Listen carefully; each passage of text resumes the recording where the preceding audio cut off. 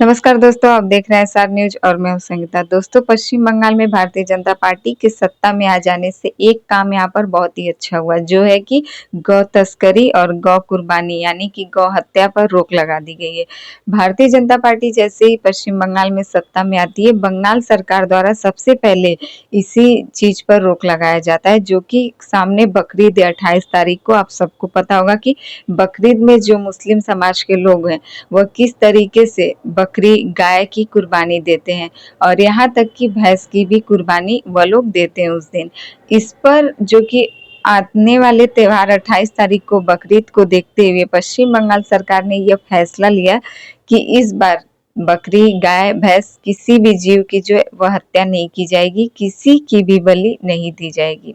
शुभेंदु अधिकारी के इस फैसले से मुस्लिम समाज जो है वह नाराजगी जाहिर कर रहा है। वहीं हुमायूं कबीर खुले में चैलेंज दे रहे हैं शुभेंदु अधिकारी को कि भले वह भारतीय जनता पार्टी सत्ता में आ चुकी है, भले शुभेंदु अधिकारी सीएम बन गए, बंगाल की जनता ने उनको वोट दिया और उनको सीएम चुना है, लेकिन शुभेंदु अधिकारी का यह फैसला यह गलत है। कई दशकों से हमारे समाज में यह चलता आ रहा है और कुर्बानी तो हम देकर रहेंगे, न केवल बकरी गाय बल्कि भैंस की भी कुर्बानी दी जाएगी। वहीं कोलकाता हाईकोर्ट ने भी सीएम के इस फैसले पर मुहर लगाने का काम किया है। हाईकोर्ट ने भी यह निर्देश जारी किए कि अगर कोई भी जीव जो कि 14 वर्ष से उसकी उम्र कम होगी या फिर कम उम्र के जीव के साथ साथ अगर वह स्वस्थ है, वह सही है, तो उसकी कुर्बानी नहीं दी जाएगी। 14 वर्ष से अधिक उम्र के जीव और ऊपर से उनके अंदर अगर कोई भी खामियां होंगी, वह बीमार होंगे, किसी भी प्रकार की उनकी शारीरिक कहीं से भी किसी अंग में गड़बड़ी होगी, किसी भी प्रकार की वह बीमारी से ग्रस्त होंगे या फिर दुर्घटना से ग्रस्त होंगे, चोट के निशान होंगे, तब भी उनकी कुर्बानी दी जाएगी। इस पर भी मुस्लिम समाज भड़का है, कह रहा है कि उनके जो कुर्बानी का नियम है जो उनके समाज में, वह ऐसे कोई भी जीव की कुर्बानी वह लोग नहीं दे सकते। मुस्लिम समाज जो है कहीं ना कहीं कुर्बानी पर रोक लगा देने से ही भड़का हुआ नजर आ रहा है। और वहीं हाई कोर्ट ने न केवल गाय की कुर्बानी, बकरी की कुर्बानी, बल्कि भैंस की भी कुर्बानी देने पर रोक लगा दी है। सुनने में यह भी आ रहा था कि मुस्लिम समाज का कहना था कि अगर वह गाय बकरियों की कुर्बानी नहीं कर सकते तो वह भैंस की कुर्बानी जरूर करेंगे, पर इस पर भी हाई कोर्ट का आदेश आ चुका है। वहीं कोलकाता हाई कोर्ट के आदेश के अनुसार अब इस बार बकरीद से पहले जो बाजारों में देखी जाती थी गौ तस्करी, बकरी लोग खरीदने का जो एक हुजूम इकट्ठा होता था, इन सब पर बहुत ही प्रभाव पड़ा है। सीएम के इस फैसले से पश्चिम बंगाल में इस बार न केवल यह फैसला बकरीद को लेकर है, बल्कि यह हमेशा के लिए इस फैसले को लागू किया गया है। मुस्लिम समाज को यह सब खाना ही छोड़ देना चाहिए और इसकी बलि जो कि वह देते हैं वह लोग, यह बहुत ही गलत काम है। पता नहीं क्यों इस फैसले से मुस्लिम समाज के लोग नाराज हैं, और ना ही वह इसे खाना बंद करेंगे, ना ही वह कुर्बानी देना बंद करेंगे।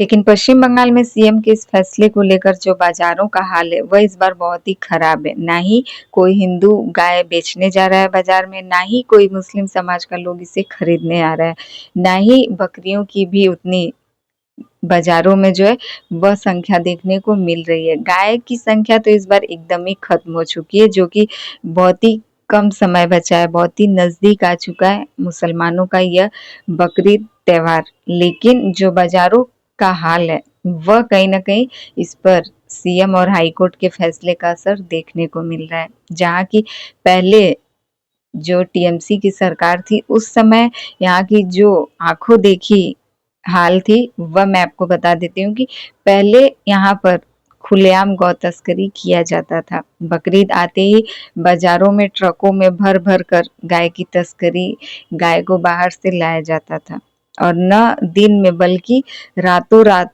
यह काम होता था, और वह भी यहाँ पर पुलिस प्रशासन की निगरानी में होता था।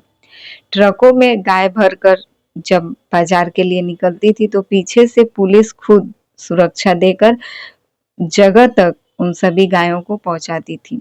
आखिर क्या उस पुलिस को यह नहीं पता, क्या उस प्रशासन को यह नहीं पता था कि सामने जो ट्रक में है उसमें गाय भरा हुआ, यह गाय कहाँ से आ रहा है, यह गाय किस लिए जा रहा है। तो कहीं ना कहीं पूरा पुलिस प्रशासन उसमें शामिल था। और यही नहीं, वह बिना अपने फ़ायदे के तो उसमें शामिल होंगे नहीं और ना ही वह इतनी सुरक्षा के साथ उन सभी को जगह पर पहुँचाएँगे। एक-एक ट्रक भरकर जो गायें बाज़ारों तक जाती थी, उसको सुरक्षित पहुँचाने और उसको प्रोटेक्शन के साथ पहुँचाने का मतलब उन लोगों को फ़ायदा ज़रूर होता होगा।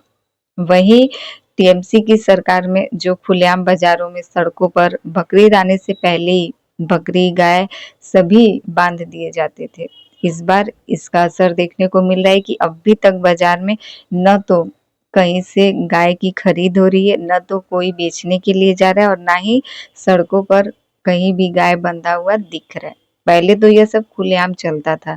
पहले से लोग लाकर अपने घरों के पास गाय को बाँध कर रखते थे, बकरी को बाँध कर रखते थे। लेकिन जैसे ही पश्चिम बंगाल सीएम का यह फैसला आया, इस बार इसका असर बहुत देखने को मिला है।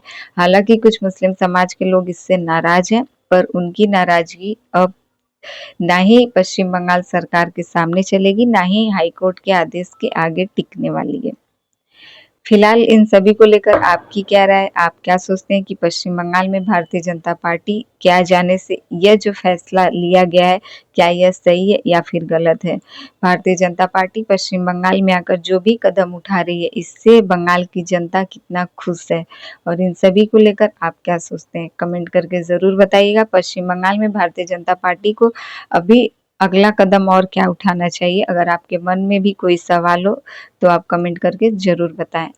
और वीडियो अच्छा लगे तो लाइक कर दें और शेयर करना ना भूलें।